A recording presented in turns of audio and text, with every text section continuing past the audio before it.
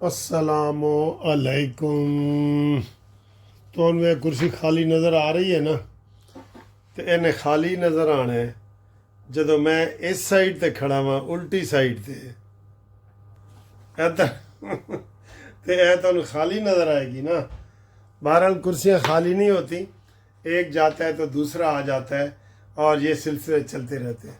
آج سر جی سب سے بڑا دھماکہ خیز جو خبر ہے نا، وہ تو سپریم کورٹ سے ہے، جس میں آج عدالتی سال کا، نئے سال کا آغاز کیا گیا ہے، اور وہاں پہ یحییٰ آفریدی نے جو زبردست تقریر کی ہے اور انہوں نے اپنی جو کارکردگی بتائی ہے، اس پہ جو مخالف ہیں وہ حیران و پریشان ہو گئے کہ سر جی یہ تو ہم سمجھتے ہیں کچھ بھی نہیں ہوا، لیکن یہ تو سطحی خیراں بتا رہے ہیں یحییٰ آفریدی صاحب۔ اور جو دوسرے جج تھے منصور علی شاہ وغیرہ، وہ مایوس ہوئے، کوئی بائیکاٹ کا کہہ رہا ہے۔ عائشہ ملک، منصور یہ اور اسلام آباد ہائی کورٹ کے جج، سر جی اب ان کو جج نہیں رہنا چاہیے، اب ان کو استعفیٰ دے دینا چاہیے۔ بھئی آپ ایک ادارے میں اگر اپنے چیف کے ساتھ ایڈجسٹ نہیں ہے، چیف کی کوئی بات نہیں مان رہے، اس کی کوئی رولنگ نہیں مان رہے، اس کے ہر جو کیس وہ بھیجتا ہے دوسروں کو ٹرسٹ کر کے کرتا ہے، اس کے اوپر آپ اعتراض رکھتے ہیں، تو آپ کو حق نہیں ہے کہ آپ اس ادارے میں رہیں، ٹھیک ہے۔ ابھی اسلام آباد میں چیف جسٹس سرفراز ڈوگر صاحب نے جو ایک رولنگ پاس کی ہے، 6 جج ایک سائڈ پہ تھے، 5 ایک سائڈ پہ تھے، تو پھر جب ایسی ماحول بن جائے نا، تو اتنے وہ کہتے ہیں کہ ادھر نالوں پھر چپ ہی چنگی ہوندی ہے، بھیڑے روڑ نالوں چپ چنگی ہوندی ہے۔ تو جناب منصور علی شاہ صاحب اور عائشہ ملک صاحبہ اور یہ جو جہانگیری اور یہ سارے اطہر من اللہ جن کے کینیڈا کے پاسپورٹ ہیں، اور بابا ستار جس کا امریکہ کا پاسپورٹ ہے، آپ ججی کو خدا حافظ کہیں اور این جی او بنا کے غریبوں کے لیے کام کریں۔ میں تو آپ کو یہ مشورہ دوں گا، ٹھیک ہے نا۔ تو باقی آپ کے یہ جو روز خط لکھ دیتے ہیں، کتنے شرم کی بات ہے۔ یہ ساتھ والا چیمبر آپ کا ہے چیف جسٹس کے، آپ خط لکھ کے اخبار میں شائع کروا دیتے ہیں، تو اس کا مطلب یہی ہے نا کہ آپ کی بدنیتی ہے اور آپ اپنی شہرت چاہتے ہیں۔ بھئی ساتھ والے کمرے میں چلے جائیں، چیف جسٹس کو کہیں کہ سر آپ کے یہ چیزیں ہیں، یہ ریفارمز کریں، ان کو بتائیں۔ آپ خط پہلے ٹی وی پہ پہلے آتا ہے اور چیف جسٹس کے پاس بعد میں جاتا ہے، تو اس سے آپ کی بدنیتی ظاہر ہوتی ہے۔ اسلام آباد ہائی کورٹ کے 5 ججوں کی بھی اور سپریم کورٹ کے بھی 4 ججوں کی، آپ چیف جسٹس کو ملیں، مل کے ان کو کہیں کہ آپ کو اصل میں دکھ ہے، دکھ یہ ہے کہ ہم چیف جسٹس کیوں نہیں بنے، ٹھیک ہے۔ اور 26ویں آئینی ترمیم کے حوالے سے بھئی ایک ادارے ہیں، آپ جتنے بھی دیکھ لیں ادارے، آرمی کا ہو، اس میں پک اینڈ چوز ہوتی ہے، اوپر اس کے 4-5 سٹار والے جو جرنل ہوتے ہیں، ان میں سے ایک کو چیف آف آرمی سٹاف بنایا جاتا ہے۔ اسی طریقے سے ہماری یہ عالیہ نیلم ادھر بیٹھی ہے لاہور ہائی کورٹ میں، یہ سینئر تو نہیں ہے، اس سے سینئر تو باقر نجفی اور چودھری شجاعت، یہ ان سے سینئر تھے، تو لیکن ان کو بنا دیا گیا۔ اور یہ روایت ہم نے جب سے وکالت شروع کی ہے یہ چلتی ہے انتظامی طور پہ۔ پہلے ادھر میں یہ بہت پرانی بات کر رہا ہوں جناب، ادھر ڈوگر صاحب تھے، ان کو جناب انہوں نے چیف جسٹس بنا دیا، لیکن اس سے پہلے جسٹس فخر النساء صاحب ان کا نمبر تھا، ان کو نہیں بنایا گیا۔ تو یہ چیزیں چل رہی ہیں، آئین اور قانون میں اس کی گنجائش ہے۔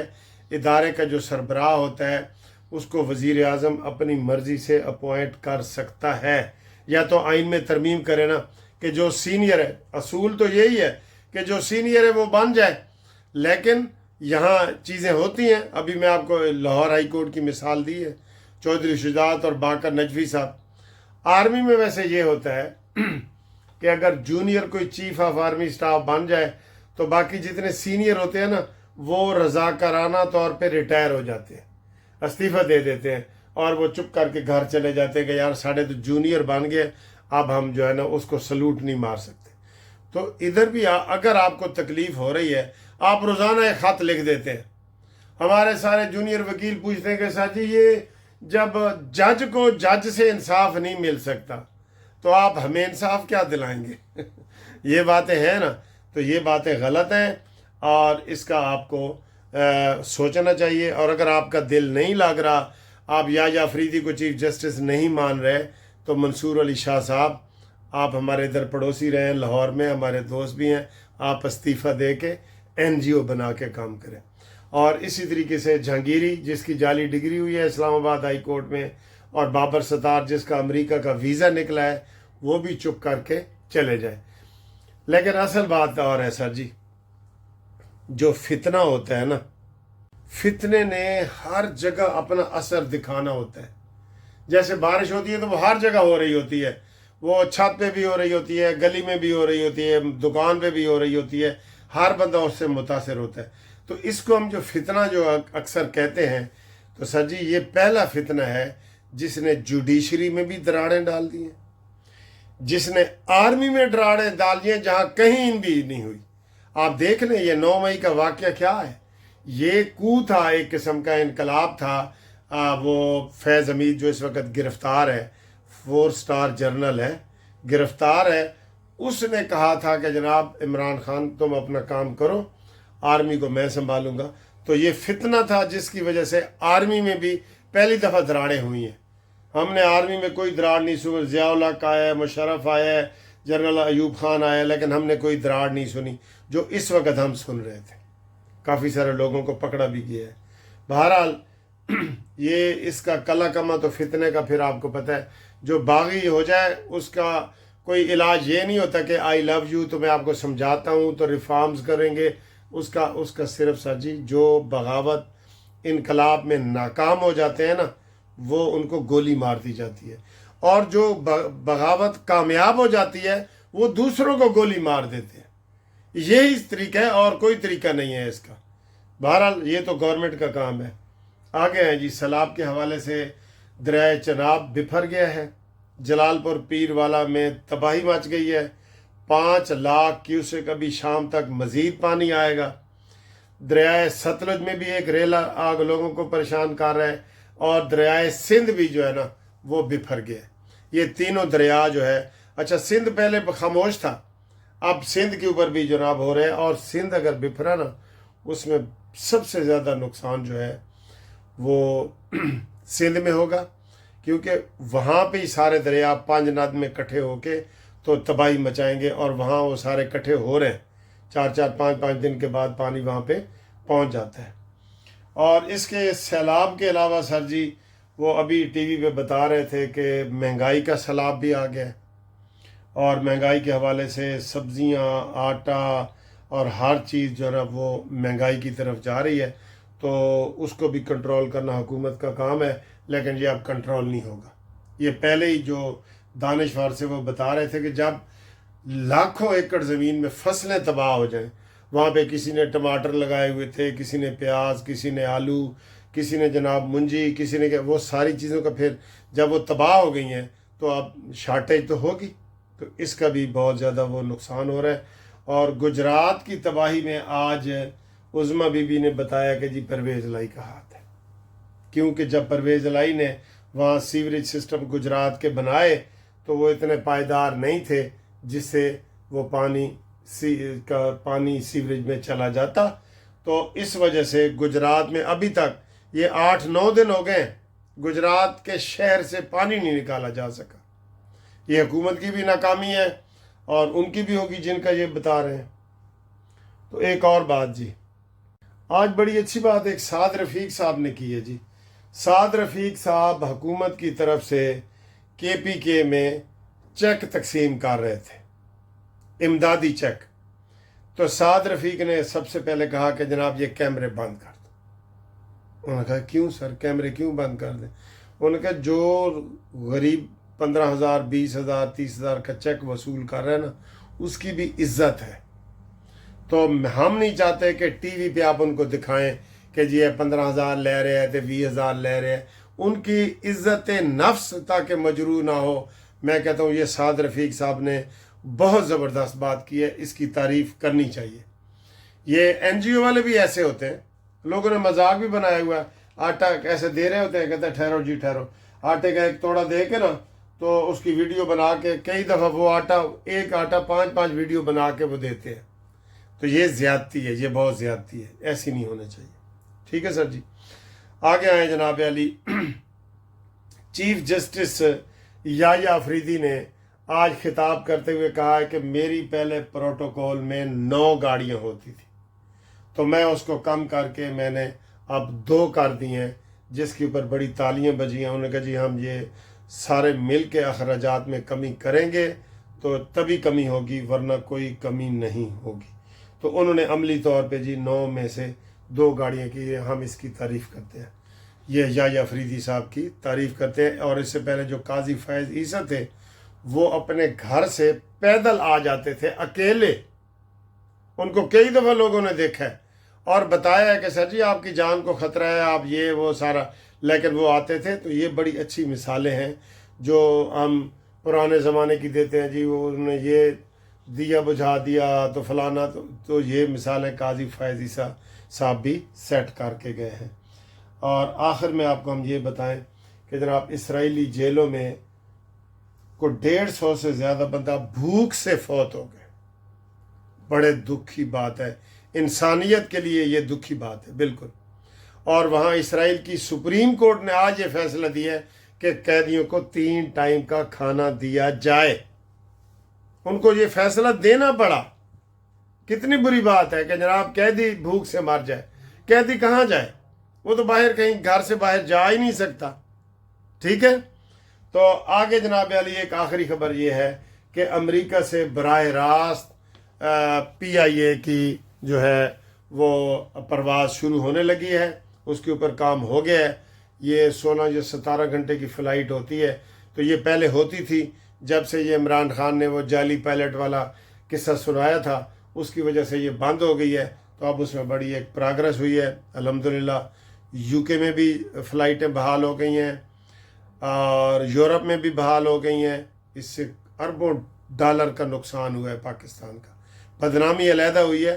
اور معمولی سے ایک جو وزیر غلام سرور خان نے بیان دیا کہ ساڑھے جی پائلٹ دے گولوں جعلی ڈگریاں نے، ایسے ہی اپنے آپ کو ایک سیاسی بیان دے دیا، جس کی وجہ سے پاکستان 5 سال تک ہماری PIA کی ساری پروازیں پوری دنیا میں بند رہی ہیں سوائے سعودی عرب اور دبئی کے۔ باقی یورپ، امریکہ، آسٹریلیا، نیوزی لینڈ سب بند رہی ہیں۔ تو وہ الحمدللہ ایک ایک کر کے بحال ہو رہی ہیں۔ امید ہے انشاءاللہ پاکستان ترقی کی منزل طے کرے گا۔ ہم سب جو ہے نا پاکستان کے لیے دعا کر رہے ہیں، آپ بھی آمین کہیں، یا اللہ پاکستان کو دن دگنی اور رات چگنی ترقی عطا فرما، آمین۔ خدا حافظ۔ قارئین، ناظرین، قانونی ٹی وی کے منصف عوان ایڈوکیٹ کا سلام قبول کریں۔ آج ہمارے دیرینہ دوست اور پرانے دوست اور قانونی ٹی وی والے ان کو جانتے ہیں، جناب وائیں صاحب، احسان وائیں صاحب ANP کے پاکستان کے یہ سابقہ صدر رہے ہیں، اور ماشاءاللہ ان کی 80 سال عمر سے کراس کر لیا انہوں نے۔ آپ ان کی صحت بھی دیکھیں، اور جو ان کو سیاست کا تجربہ ہے نا وہ ہمیں نہیں ہے۔ آپ ان سے کے تجربے سے ہم فائدہ اٹھاتے ہیں۔ ہمارے اسٹوڈیو میں یہ آئے ہیں، آپ کو بھی کوئی سوال ہو آپ بتانا، پھر اگلی ویڈیو میں وہ آپ کو بتائیں گے۔ وائیں صاحب السلام علیکم۔ وعلیکم السلام۔ تو پہلے تو دسو سر جی اتنا سا غائب کتنے رہے ہو، تسی آئے نہیں ساڑھے کو، میں ناراض ہو؟ نہیں، آپ بزی رہے اچھا، کیونکہ آپ کافی بزی ہو گئے ماشاءاللہ، ہاں جی، تو اس لیے آپ بھی بزی رہے، ہاں، میں بھی کچھ بزی رہا، اچھا اچھا اچھا تو اس لیے جی، نہیں ملاقات ہو سکی۔ چلے اب میں آج، آپ کو پتہ ہے کہ میں خود آیا ہوں۔ آپ آئے ہیں، بالکل، بہت ہمیں خوشی ہو رہی ہے سر، ہمیں خوشی ہوتی ہے، ناظرین کو بھی خوشی ہوتی ہے۔ اچھا سر جی، وائیں صاحب سے ہم 2 سوال کریں گے، ایک انڈیا کے حوالے سے، انڈیا پاکستان کے تعلقات کے حوالے سے۔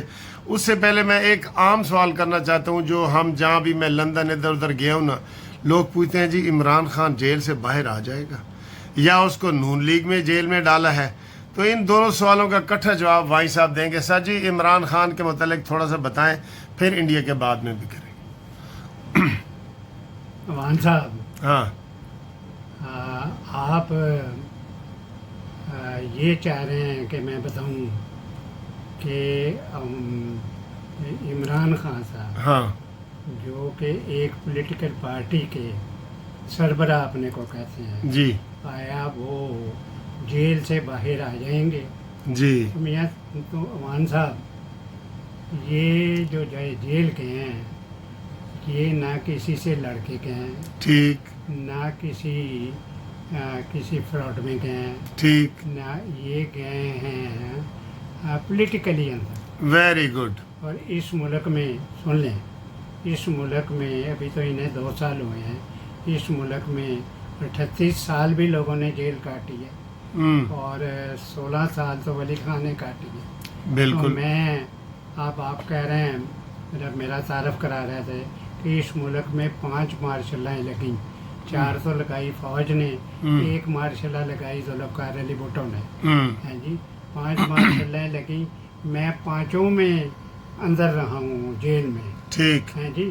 اس لیے میں اگر یہ کہوں کہ جی یہ 2 سال میں انہوں نے قیامت برپا کر دی، یہ طوفان آیا ہوا ہے جی کہ جی ان کے گھٹنے میں درد ہے، ان کے دانتوں میں درد ہے، ہاں ان کو ہر چیز دستیاب ہے. جی اس طریقے سے رکھا ہوا ہے انہوں نے، بیوروکریسی نے. اور فوج کے بھی چند لوگ پہلے بھی اس کے ہمدرد تھے، اب بھی ہمدرد ہیں. اس لیے میں یہ سمجھتا ہوں کہ ان کا اندر جانا محض اس لیے ہوا کہ یہ انڈیویجولزم کے قائل ہیں. اچھا. یہ سوائے اپنے کو کسی کو انسان ہی نہیں مانتے، نہ کسی کو بڑا آدمی مانتے ہیں، نہ یہ سمجھتے ہیں کہ اس پاکستان میں اس وقت تک یہ ملک قائم نہیں رہ سکتا جب تک میں اس ملک کا حکمران نہ آ جاؤں. ٹھیک. اور اس ملک میں رہا انہیں مجھے کرنا پڑے گا. ایسے ملک میں رہا کرنا کہ جس میں چیف آف سٹاف کو آپ گالیاں دیں، چیف آف سٹاف آپ کے باہر جو لوگ بیٹھے ہوئے ہیں وہ چیف آف سٹاف کو گالیاں دیں، صرف اس لیے میں چیف آف سٹاف کے ساتھ نہیں ہوں کیونکہ میں مارشل لاؤں میں مجھے فوج نے اندر رکھا ہے. جی میں اس لیے یہ نہیں کہہ رہا کہ تو فوج نے اسے پرائم منسٹر بنایا تھا. میاں صاحب آپ نے میاں نواز شریف کا ذکر کیا ہے. میاں نواز شریف کو تو پھر اس سے پالیٹکس سے باہر اس کو عمران خان کو فوج لے کے آئی اور نواز شریف کو فارغ کیا. اس لیے 80 کا الیکشن جو ہے یہ ہارا ہوا الیکشن، میاں نواز شریف جیتا ہوا الیکشن، اسے ہرا کے اس کو لے کے آئے اور اسے پرائم منسٹر بنایا. میں یہ سمجھتا ہوں نہ اسے سیاست کا پتہ ہے، نہ یہ سیاستدان ہے، نہ یہ پولیٹیکل شخصیت ہے، اور نہ اس کی کوئی آئیڈیالوجی ہے. ٹھیک. کوئی پوچھے اس سے کہ بھائی عمران صاحب آپ ایک کہتے ہیں میں سربراہ ہوں ایک پولیٹیکل پارٹی کا، آپ یہ بتائیں کہ آپ کی آئیڈیالوجی کیا ہے. جی ایک پارٹی پولیٹیکل پارٹی ہوتی ہے، اس کی آئیڈیالوجی ہوتی ہے کہ بھائی میں یہ کروں گا، میں یہ کروں گا، میں یہ کروں گا. اس کی آئیڈیالوجی ہے کہ مجھے رہا کرو اور برسر اقتدار لاؤ اور میں دنیا میں سارے پاکستان عمران خان کرو. یہ انڈیویجولزم ساری دنیا میں وہ ملک برباد ہو گیا جس کو شخصیت پرستی جن پہ نازل ہوئی اور شخصیت پرستوں نے ملک تباہ کیے. اس لیے میں نہیں سمجھتا کہ یہ میاں نواز شریف اس کو اندر لے کے آیا گیا ہے. اس نے جو کچھ کیا ہوا ہے، جو اس کے خلاف الزامات ہیں، اس کے ناطے یہ جیل میں ہے اور جیل میں سے اس وقت نکلے گا کہ جب یہ فارغ ہو جائے کہ جی اس نے یہ نہیں کیا ہوا اور یہ بڑا دیانتدار ہے، یہ جتنے جرائم اس پہ لگے ہوئے ہیں وہ نہیں کیے، تب یہ باہر آ سکتا ہے. ادروائز اسے دنیا کی کوئی طاقت رہا نہیں کر سکتی، نہ کرا سکتی ہے. یہ اس کے چند لوگ پولیٹیکل جو اپنے کو کہتے ہیں کہ جی اس کو ہم نے رہا کرانا ہے، ان کو یہ عقل ہونی چاہیے کہ اس کو رہا عدالت نے کرنا ہے یا ABC یا کسی شخص نے یا کسی نان پولیٹیکل آدمی نے نہیں کرنا. اس کے ساتھ جتنے لوگ ہیں سارے کے سارے اس نے یہ سمجھتا ہے کہ یہ میرے پولیٹیکل ورکرز نہیں ہیں، یہ میں نے ملازم رکھے ہوئے ہیں. میں یہ سمجھتا ہوں کہ پولیٹیکل ورکر کا ایک آنر ہوتی ہے جو نہ اس کی پارٹی میں ہے، نہ اس میں ہے، نہ اس کے ساتھ لوگ جو ہیں نہ ان میں. ٹھیک.